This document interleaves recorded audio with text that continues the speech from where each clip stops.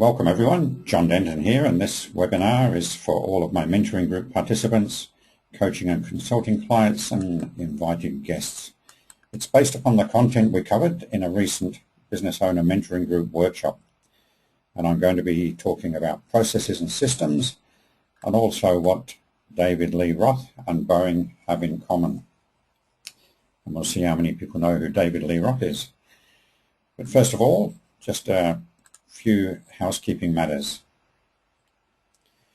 On your screen somewhere you will find a little control panel. If you haven't been on a webinar before, it'll be a thin strip similar to the one that you can see on your screen now, and there will be an orange button with a white arrow on it. If you press that white arrow, it will expand or minimize your control panel, and on that control panel you can type in questions into the questions box or chat through the chat box, and you can raise your hand. So if you'd just like to try that now by pressing the raise your hand button so that I can see you've all found that. Yep, looking good so far. Excellent, thank you. At this point your microphones are all on mute just to cut out any background noise, and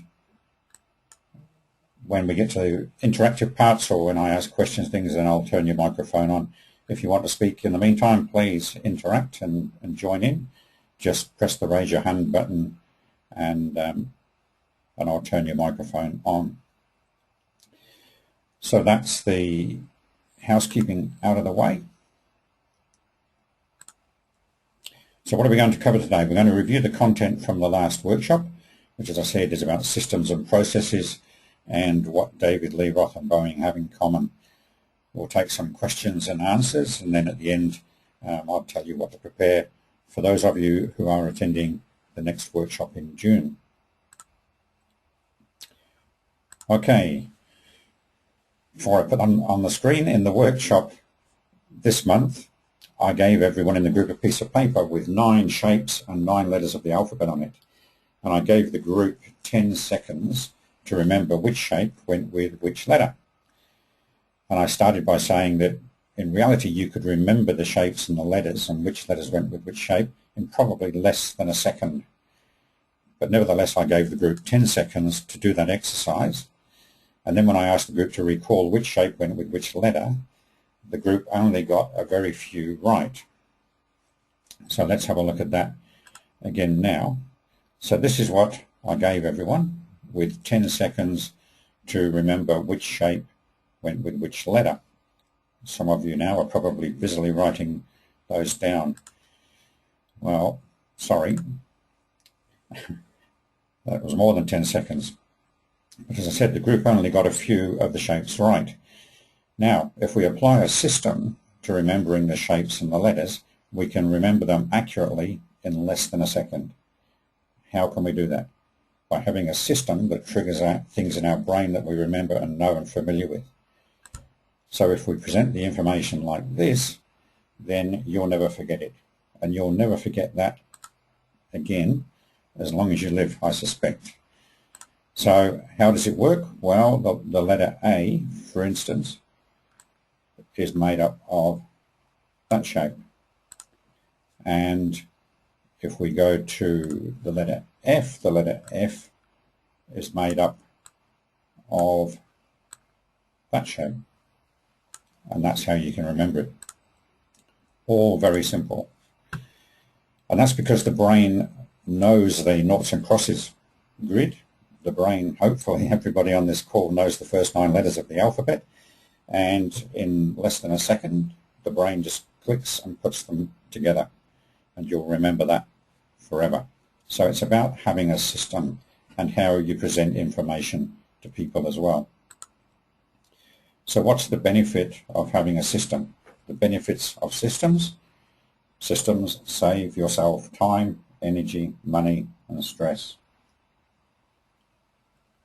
All very important. And why is that so important or so necessary today, even more necessary as time goes on? Simply because these days we're inundated with more information and more decisions to make in our businesses. Years ago, before mobile phones and the internet and pages and things like that, emails, things seemed to move a bit more slowly, and we had more time to make decisions. The decisions requirements came to us in less frequency, and we had more time. But now we just seem to be inundated with things. And the other big one, of course, is that our attention is continuously under attack from all those things I just mentioned, from email, from the internet, mail to handle, phone calls coming in. It just goes on and on and on. And we need a way of dealing with those things. We need systems to deal with those things. Otherwise, productivity just stops. We get so exhausted, so stressed out, that productivity goes down and we end up being exhausted, stressed. And there's research around now which suggests that a lot of cancers that occur because people are running on adrenaline so much that is probably causing cancer more just as much as things like smoking and alcohol and things. So stress, continuous stress, is a bad thing. Okay, let's talk about systems. During or prior to the workshop, I asked everyone to listen to a 1 hour long conversation that I had with a gentleman called Evan Colby. Evan has a business called Colby Systems, and you can see his website URL there. I recommend you write that down and go and have a look at it after the webinar. There's some good stuff on there. But Evan is an expert at systemizing businesses, and he's a friend of mine, and I had a chat with him over coffee, and you all had that audio available to you, and I asked you to please listen to that and then come up with the good ideas. What I'm going to do now is just walk through a mind map of some of the things that are on that audio. So this will just take a moment whilst I change over my screens here.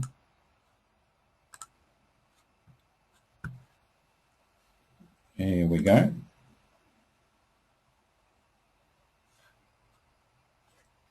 So this is just a mind map. This is a technique and a tool that I use for all kinds of things, including writing up systems and recording systems. But hopefully you can see some of this. I'll just explain it. I talked a little bit on that audio about Evan's background and how he got started in business systems. And I talked about myths. There's a lot of myths go around about systems and systemizing your business. So some people seem to think that it's a question of writing up manuals and recording everything down in manuals, which people then, your employees, people will probably never end up reading. Plus they get out of date very quickly as well. And systems don't get put in because people are time poor. It's like we can't afford the time to put the systems in. Well, you've got to make the time, because as you put more systems in, you gain more time.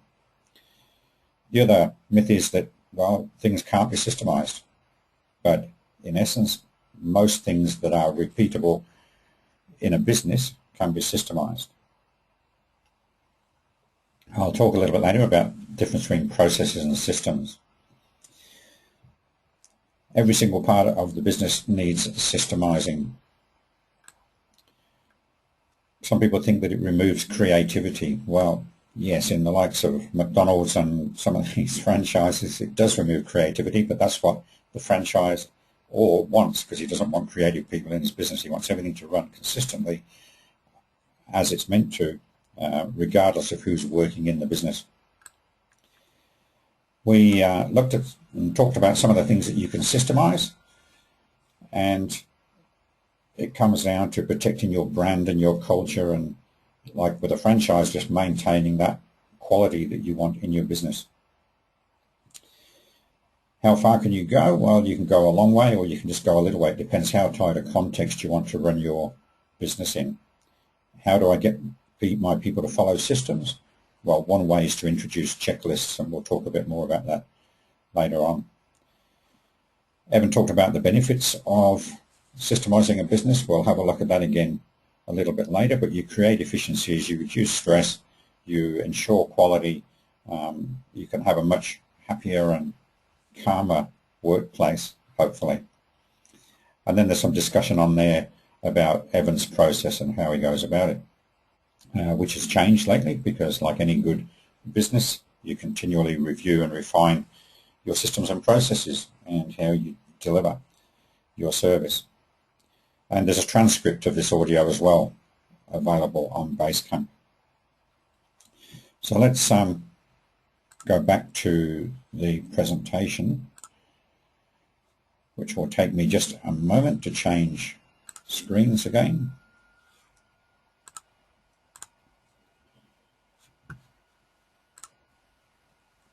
So as I say, there's Evan's website address, and I recommend you go and have a look at that.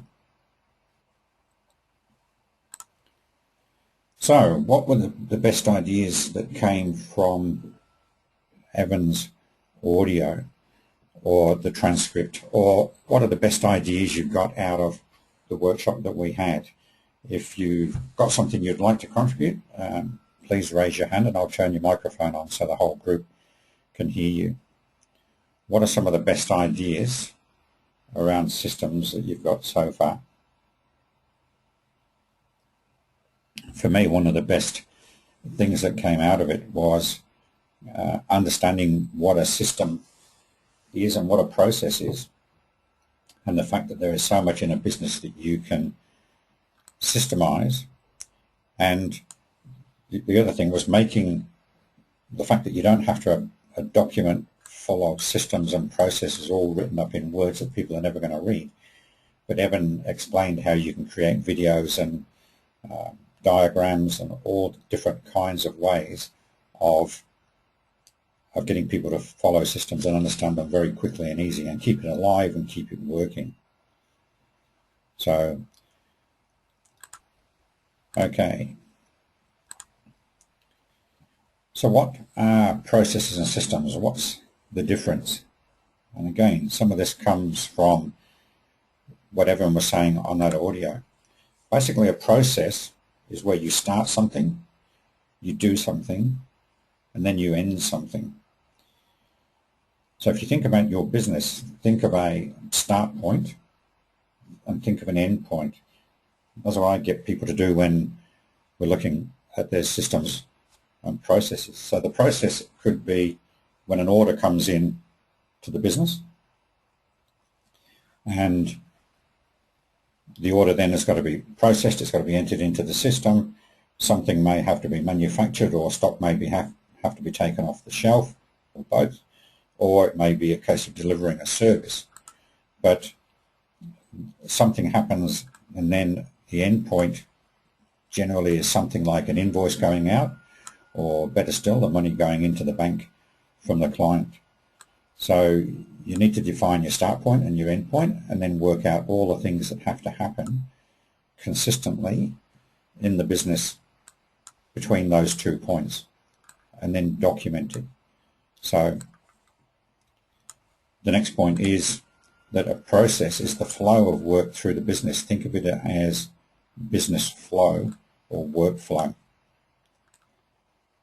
Again, it can take a little while to get your head around it, but that's what it comes down to. And the system is a record of that process, communicated in such a way that it can be executed in the way the business needs it to be done consistently every time, so that you're consistently delivering quality service and products to your clients, and you're looking after your staff in a consistent and quality way, and you've got a continuous improvement process in place. So by recording the process and following the process, you can then get feedback on the process from everyone, clients, staff, suppliers, the whole lot, all the stakeholders, and then you can make improvements and slowly notch the thing up so that you're continuously improving what you do. So think of it as a process is what needs to be done, and a system is how it's done. If you've got any questions anytime, please just raise your hand. So one of the things that comes up often is, well, that's okay, that's fine, but where do I start to systemise the business? And I always recommend you start with the area of greatest frustration, because that's where you're going to get the fastest and best return. And think of it in terms of, well, how do these frustrations impact my business and what I'm doing? And that's a good question to ask yourself when things aren't happening properly in the business, when you're getting frustrated. Think about what's the impact it's having on product or service quality, what impact's it having on the stakeholders, on my clients, on my staff, is it stressing them out? And what about my suppliers? And of course you can always ask yourself, if your suppliers are doing the right thing by you as well. What are my clients? I was quite impressed with recently presented a spreadsheet showing all their suppliers and how often their suppliers delivered to them on time. And it was interesting.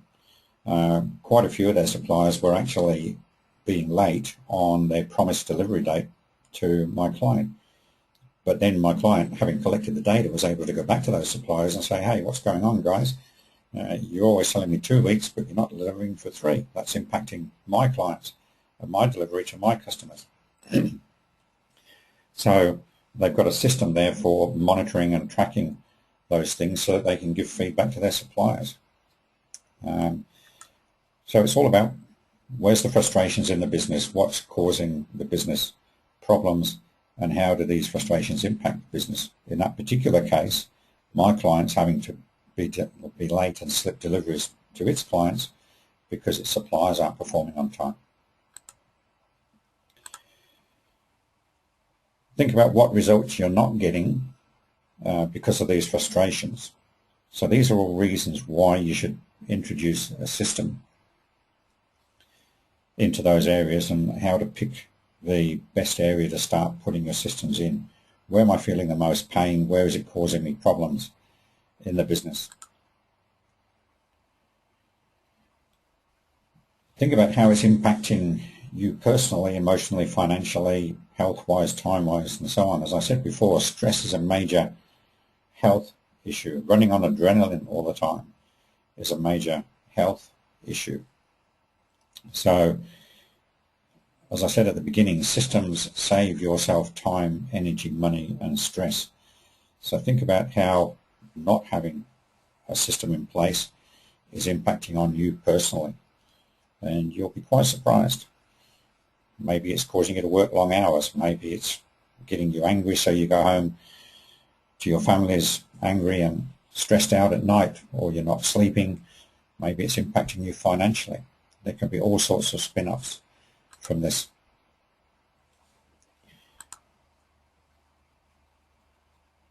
So next, in terms of, what am I going to systemize? Start with thinking the real problem is that my business lacks a system to do what? Where does your business lack the system? It may be that it lacks a system in dealing with new clients, because new clients need to come on, they need to be put onto the database, they need to be credit checked, all these kind of things.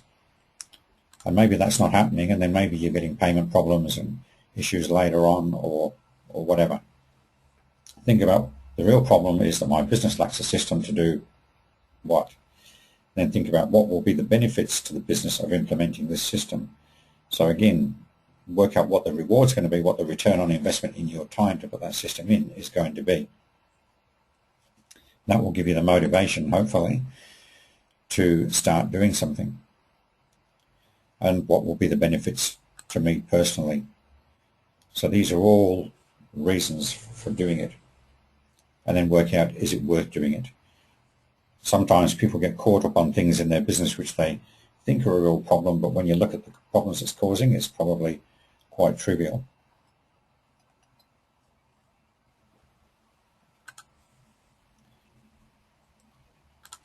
Okay, so let's just run through some of the benefits here. Having great systems in your business can prevent or minimize the errors that occur. And that reduces the need and cost of rework, and that has a stress element attached to it as well. I used to do a lot of work with local governments and the guys that go out and mend the roads and do all that kind of thing, the works department of the local governments.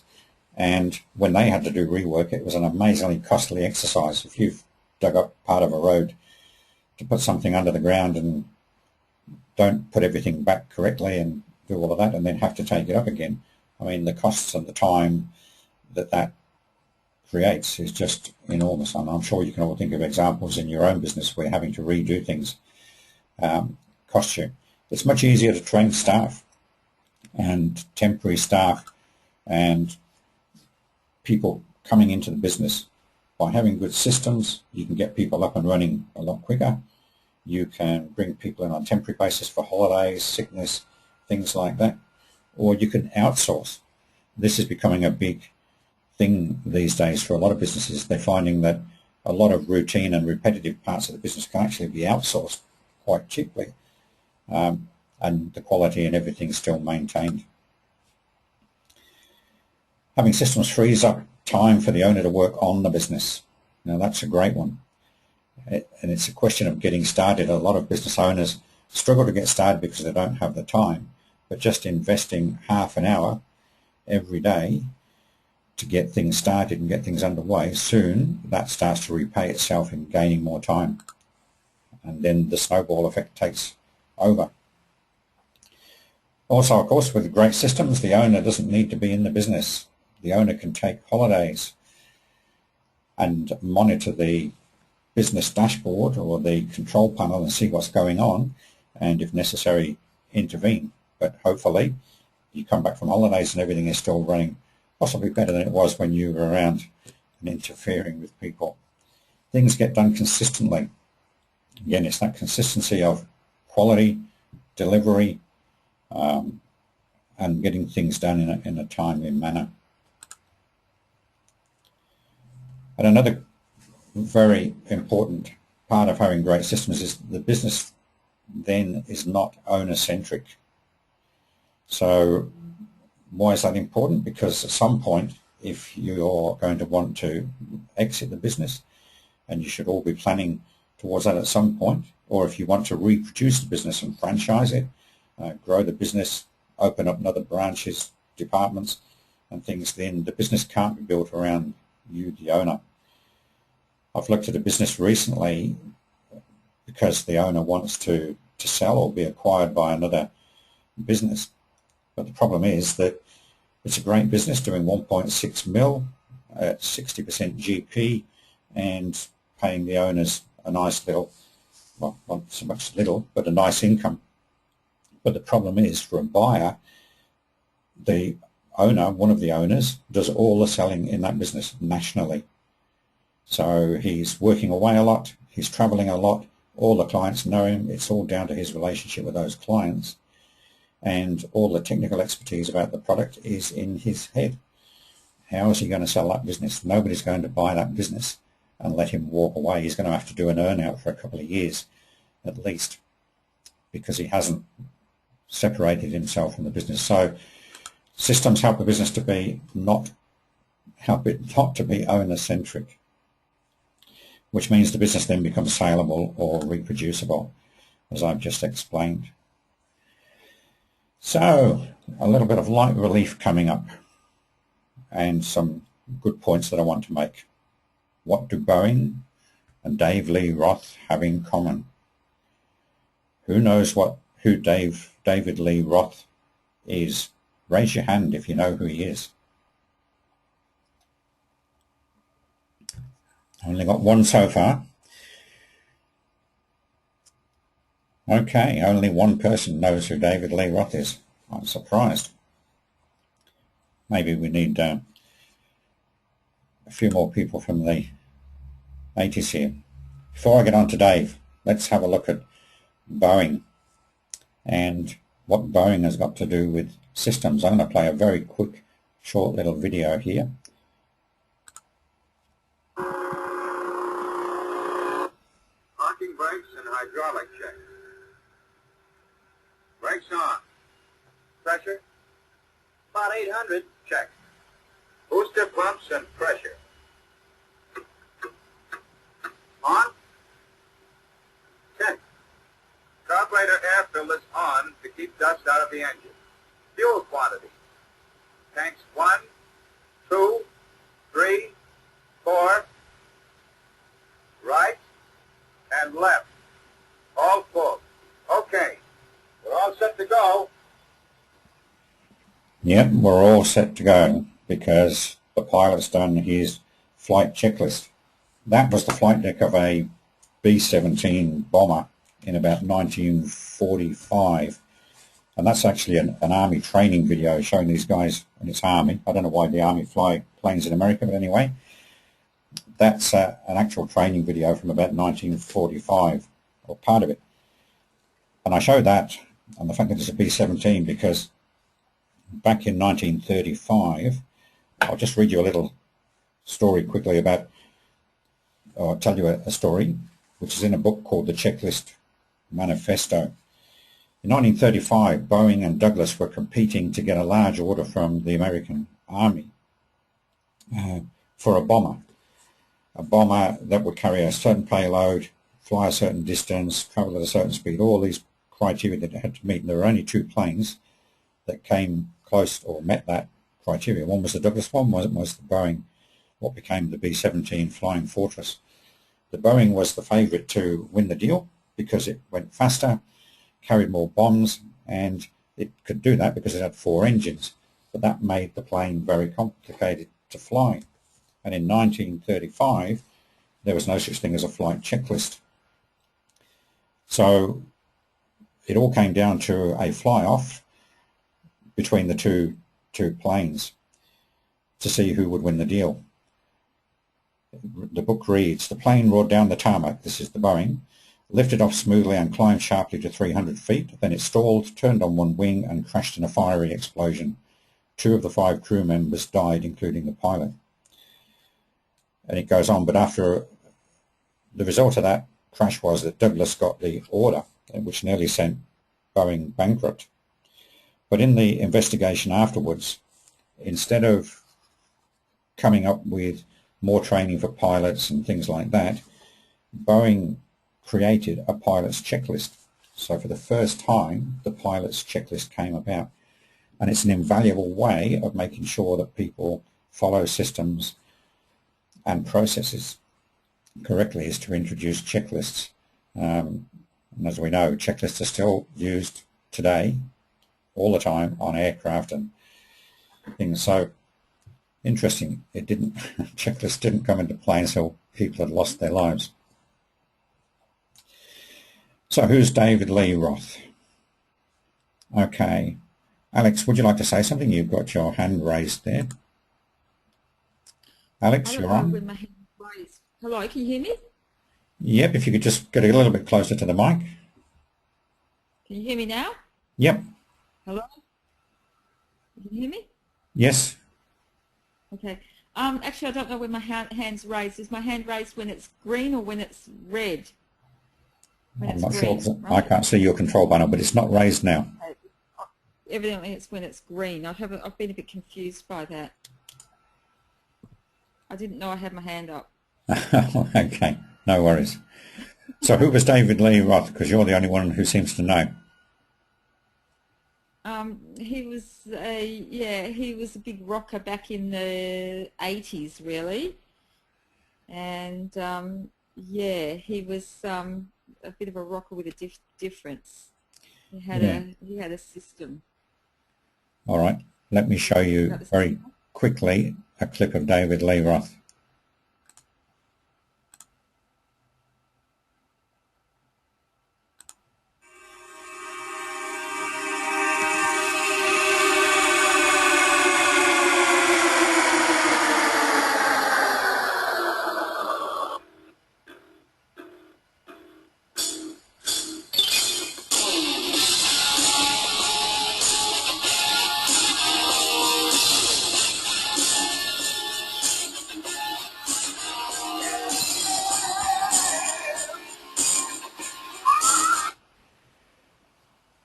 Yep, he was a rocker, all right, and very controversial at the time. So he was the lead singer with Van Halen.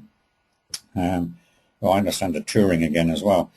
But the story about David Lee Roth is, and he's told this in interviews many times, and again it's in that same book, is that whenever Van Halen were going on tour, and because they carried so much equipment at that time, they were the band that had the most sound equipment and electronic equipment and everything, and they had to make sure that where they were going, the venue, the stage, and the people setting it all up knew exactly what they were doing, so that there weren't any accidents. People didn't get killed through stages collapsing and things like that. So in the contract for the venue, David Lee Roth had a clause in the middle of the contract which said that as part of the setup, a bowl of M&Ms was to be put in his changing room, and all the brown M&Ms were to be removed. And then when they turned up to do the concert, Roth would go and check out the bowl of M&Ms to make sure that it was there and make sure there were no brown ones. And people thought he was just crackers at the time, but in fact he was very smart, because that was his way of checking to see if the venue organisers and the people setting everything up had actually read the contract and followed the instructions. Because if they hadn't found that clause and hadn't implemented that and taken out the brown M&Ms, then what else had they missed? They could have missed something that was crucial, that could have cost lives and brought down the stage. And in fact, he did pull out of a gig. That's why it became quite famous, because he pulled out because he found brown M&Ms in the bowl. So anyway, quite a story, quite a character, but a very smart guy and a very smart system he had there. So moving on, let's have a look at how to record systems, because again, as Evan will tell you, and if you go and visit Systemise Biz, you'll notice that it doesn't come down to having a lot of manuals with a lot of words written up in it. For example, these days, a very quick and easy way to document a system and make it easy for people to follow is to produce a video of something that's happening in the business that's repeatable. And again, with language problems sometimes, with some employees not having English as their first language, then a simple video or diagram can make a big difference. And there's lots of ways that you can create cheap videos these days. You can use a smartphone. You can use an application called Screencast-O-Matic. That's Screen, S-C-R-E-E-N -O-Matic, M-A-T-I-C. And if you go to screencast-o-matic.com and have a look, it enables you to record what's happening on your screen, and you can talk to it and record your voice explaining something on your screen. So if you're trying to show people and train people on a system that's computer-based, then that's a very easy way to record it. There are iPad apps as well. There's a whole lot of ways that you can, say, very quickly, easily produce videos, and people love them. They're more likely to watch a 2 or 3 minute video of how to do something than find a manual and read it in a manual. Diagrams and pictures work wonders. Put in little flowcharts, little diagrams. I even came across this in a hotel recently where they had instructions on a toaster so that you didn't set off the fire alarms and things like that, but they actually had a little series of diagrams stuck on the side of the toaster to tell you how to use it properly. And again, the diagram works in any language. Checklists, already talked about checklists, but make sure that systems are followed, that safety procedures are followed. Get people to sign the checklists with their name on it, because then they know that you're serious. They know that if anything does go wrong, that people can come back, do an audit, do a check, and find out who caused the problem or who didn't do something they should have done. But so yeah, so checklists, make people sign them, and have some accountability. So there's some simple ways to record and document systems. Anyone got any questions at this time, or comments or feedback or other ideas on documenting and recording systems? If you have, just raise your hand.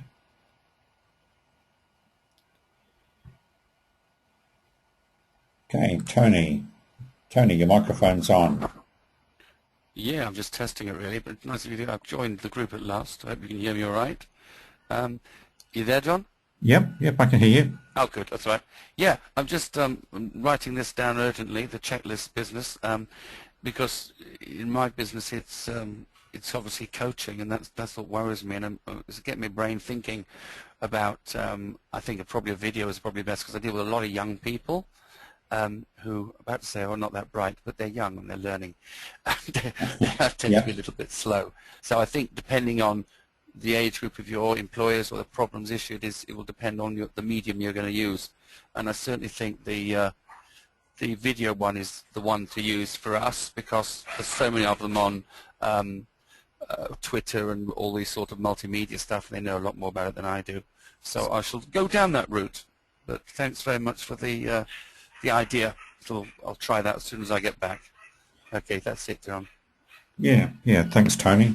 And again, videos and diagrams tend to be there, as I say, for people where English isn't their first language, or for very young people. Young people these days are used to playing video games and watching videos and things all the time. So it's again a question of coming up with a methodology that works for your particular needs. I know in a large manufacturing business I used to do some work with, they had a lot of Vietnamese and Chinese workers in there, and their English wasn't the best, so to try and write up a manual in English was hopeless. So they did everything with diagrams and pictures, and it worked a treat. So thank you for that, Tony. So now let's talk about the next workshop that's coming up. So the next workshop, first Friday in June, we're going to start on a series of workshops to talk about marketing. And I've called this one Marketing 101. And I'm going to provide everybody with a questionnaire, an online questionnaire to have a go at. I will put that onto Basecamp in the next 24 hours. It's quite an extensive questionnaire, but the idea is to get you to think about your business in terms of the 3 M's. You know, who's your market? And really get very, very clear on who your target market is and who your best prospects are. And to think about what makes your business different to other businesses that do similar things. So why should people deal with you in particular? So it asks you a whole lot of questions to get some clarity on that. And then it works on what your message needs to be to that market. When you know who your market is, what's the message that you need to communicate to them to get them to do business with you? And then, like we just talked about with Tony in the video, what's the best medium to convey that message or target that message to your target market? If you're dealing with Gen Ys and Gen Ys are your target market, you probably wouldn't be running ads in newspapers or community news or things like that, because I suspect not too many Gen Ys read those sort of things. You would be using social media or something like that, maybe. But that's what the questionnaire is all about, to get you to think about those things so that you can get a better bang for your buck when it comes to marketing, so that you don't waste time, money, energy marketing in the wrong way. So if you can get the market right, you can get your message right, and you can get your media right, then you'll have a lot more success. So we'll talk about that. And as I say, I'll make the questionnaire available shortly. And we're also going to have a presentation from Penny Askin, whose business is called Pink Piranha. And she's going to talk about branding and logos and how you convey your business, how you display your business to other people. And she's got some great clients. She's done quite a lot of work for a number of people, clients of mine, and they've all been incredibly pleased with what she's done for them. So Penny's going to talk to us for about 45 minutes at the next workshop. So that's what you need to do, and that's what's going to happen at the next workshop. So now it's just questions, if anyone has any questions or anything, and we'll wrap up and go and do some business. Any questions? Any comments? Any ideas? Okay, then in that case, I'm going to thank you all very much for being on the webinar and attending this morning. I hope you got something out of it. It is being recorded, and that recording will be made available to the people on Basecamp within the next 24 hours, so that should you want to play it back again or refer someone else to it, you can do so. So thank you very much. Thank you very much for attending. I look forward to seeing you at the next workshop or at our next coaching consulting meeting. Thank you, and goodbye for now.